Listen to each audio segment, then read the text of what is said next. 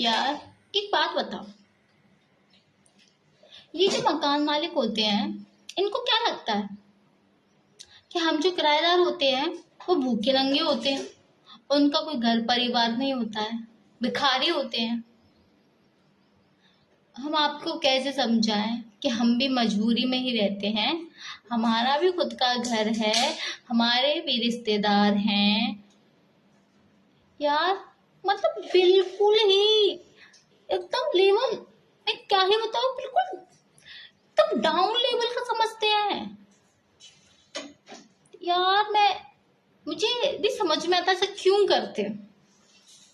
ऐसा मत करो, वैसा मत करो, यहाँ झाड़ू नहीं लगाया तुमने, यहाँ पोछा नहीं लगाया तुमने, तुम पानी ज्यादा पिलाती हो, तुम ऐसा करती हो, तुम वैसा करती हो, तुम छत पे कपड़े डालने आती हो, तुम पूरी रस्सी को भर देती हो, बाकी लोग कहाँ डालेंगे, वगैरह वगैरह वगैरह वगैरह वगैरह। यार कितना टॉर्चर करते हो तुम लोग। अगर तुम्हें इतनी ही समस्या होती है तो फिर तुम अपने रूम में, सॉरी अपने घर में जगह ही क्यों देते हो, क्यों रूम देते हो। हमें तो ये नहीं समझ में आता यार कि हमारी जिंदगी में से जो जो, जो सांस का लेवल होता है ना, वो कभी खत्म हो पाएगा कि नहीं हो पाएगा। क्योंकि एक सांस तो जो हम छोड़कर आते हैं वो हो गई, दूसरी हमारा जो पति है वो हो गया, और तीसरा लैंडलॉर्ड यानी कि मकान मालिक। क्या हम बहू पे इतना अत्याचार क्यों किया जाता है। हम सोचते हैं पति के साथ रह के थोड़ा सा स्ट्रेस फ्री रहेंगे, नहीं हो सकता। क्योंकि पहली बात तो आप एक सास तो वहां छोड़ के आए हो, और दूसरी सास आपके साथ आ रहा है, मतलब आपका पति। वो सास नंद देवरानी जेठानी वो तो मतलब काउंटिंग ही नहीं है, वो तो सबसे ऊपर का ही होता है। ऐसा नहीं किया तुमने सब्जी ज्यादा बना लिया, सब्जी में तेल ज्यादा है, सब्जी में नमक ज्यादा है, तुमने रोटी ज्यादा बना ली, तुम्हें ना पैसे की कदर नहीं है, तुम्हें ये नहीं है, तुम्हें वो नहीं है। और फिर चलो, पति तो ये है कि सुबह को जाता है, शाम को वापस आता है 8-9 बजे तक, तो उस टाइम तो थोड़ा फ्री माइंड रह लेते हैं। उसके बाद आए का आए कलेश करे, कोई दिक्कत नहीं, चलो मैनेज हो जाता, पति है यार कुछ भी बोलेगा बर्दाश्त हो जाएगा। बट मकान मालकिन, इनको तो यार पूरा दिन झेलना है। कैसे, इनको क्यों लगता है यार ऐसा, ये लोग क्यों नहीं रहने देते सुकून से। हमें भी दिख रहा है, अगर हम कुछ गलत करेंगे वो हमें भी दिखाई देगा ना, हमारे पास भी आंखें हैं भाई। मैं गुड़गांव रह के आई थी 7-8 महीने, और वहाँ हम उनसे दादी बोलते थे। मैं आपको क्या ही बताऊं, जब मैं वहां से रूम खाली करके आ रही थी ना, मैं लिटरली, मुझे रोना आ गया था। ये सोच कर मैं रो रही थी कि शायद ही अब मुझे इनके जैसा मकान मालिक कहीं मिलेगा। इतनी अच्छी थी, इतनी अच्छी थी कि मेरे पास वर्ड नहीं है उनके लिए बयां करने के लिए कि कितनी अच्छी थी। उन्होंने फैमिली मेंबर की तरह रखा है। अगर मैं कभी बीमार भी हुई हूँ ना, तो बाकायदा 10 बार पूछे शिल्पा आप कैसी हो, कैसी, खुद से चाय बनाकर पिलाई। सोचो वो खुद व्रत है, अकेले रहती हैं। उन्होंने मेरा ऐसे सपोर्ट किया कि उन्होंने मुझे कभी दादी की, कभी माँ की, मेरी किसी फैमिली की मतलब याद नहीं आनी थी, महसूस ही नहीं होनी थी उन्होंने कमी। वो इतनी प्यार से रखती थी मुझे, मेरी बेटी को, मेरे हस्बैंड को। पर यार अब ऐसे मकान मालिक नहीं मिलते। मैं उस दिन जब गुड़गांव से आ रही, मैं रोते रोते आ रही थी पूरी रास्ते कि इम्पॉसिबल है मुझे ऐसा मकान मालिक मिलना, इम्पॉसिबल है, था और रहेगा।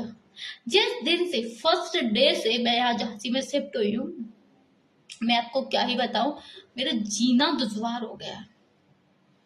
ऐसा नहीं करो, वैसा नहीं करो, यहाँ मत करो, सब छोड़ो यार। यहाँ तो फोटो क्लिक करना भी मना है, वीडियो शूट करना भी मना है।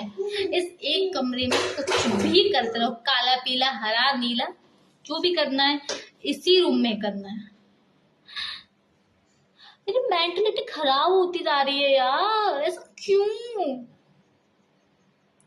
हर कोई मकान मालिक उन दादी जैसा क्यों नहीं बन सकता है, जिनको आपके कुछ भी करने से कोई मतलब नहीं था, बस आपको अपने रूम का अपने किचन का झाड़ू लगाना है, बाकी आपको रूम से बाहर भी पैर रखना है ना, वहां भी झाड़ू लगाने वाली आपकी।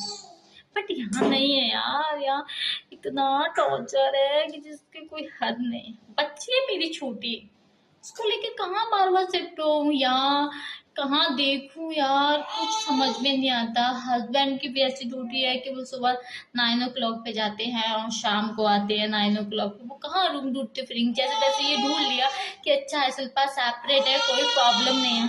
पर उनको भी नहीं पता था कि वो जैसे ड्यूटी से आएंगे अंदर एंटर होंगे और उनके ऊपर शिकायतों की बौछार गिरने लगेगी।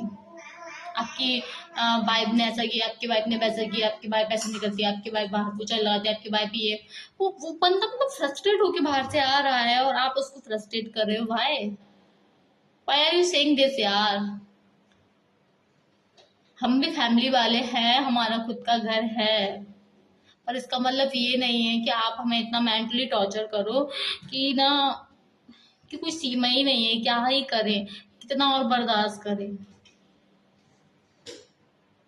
तो मेरे ऐसे मकान मालिकों से हाथ जोड़ के विनम्र निवेदन है यार कि हम अपने हस्बैंड के साथ आते हैं थोड़ा उन्हें कोऑपरेट करने के लिए, थोड़ा उन पे मतलब सीसीटीवी कैमरा लगाने के लिए आते हैं।